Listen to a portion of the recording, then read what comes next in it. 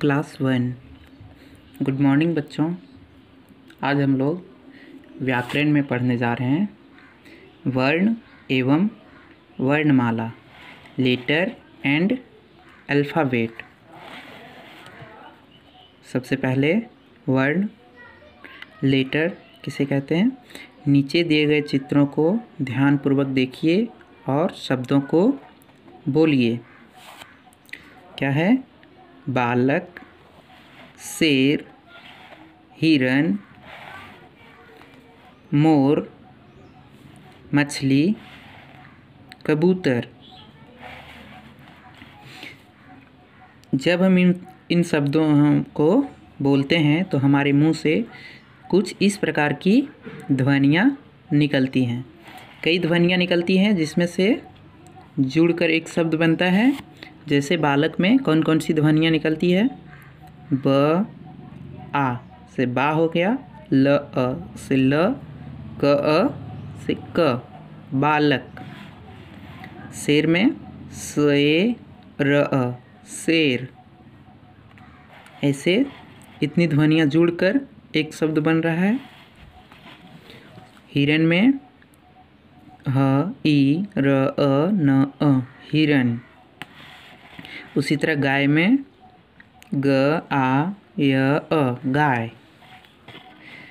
इसी प्रकार हम अन्य शब्दों को भी बोलते हैं। इस प्रकार हमने देखा कि प्रत्येक शब्द छोटे छोटे खंडों या टुकड़ों में बटा हुआ होता है। इन टुकड़ों या खंडों को हम ध्वनि कहते हैं। तो इसकी परिभाषा क्या होगी?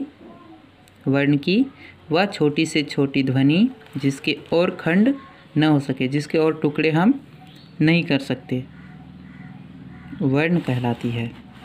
जैसे अ, आ, ई, उ, ए, ऐ, ओ, औ, ये सभी वर्ण हैं।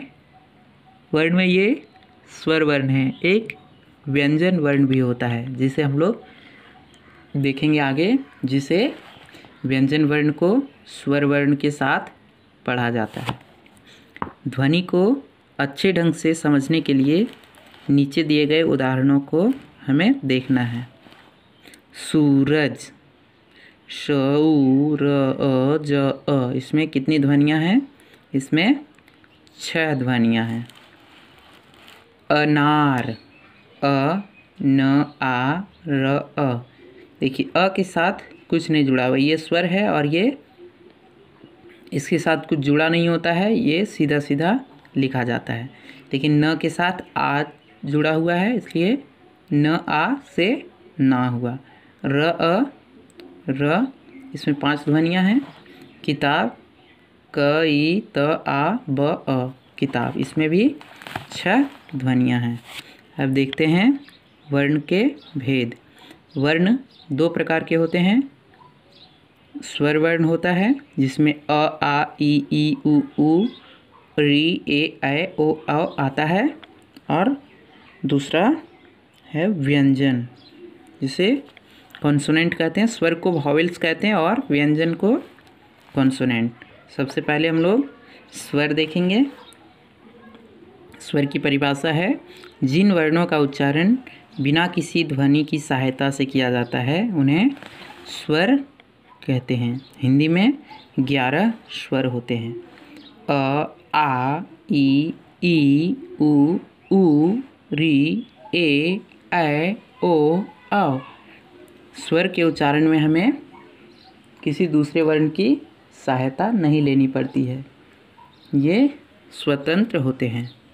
ठीक, आज हम लोग इतना ही पढ़ेंगे। आप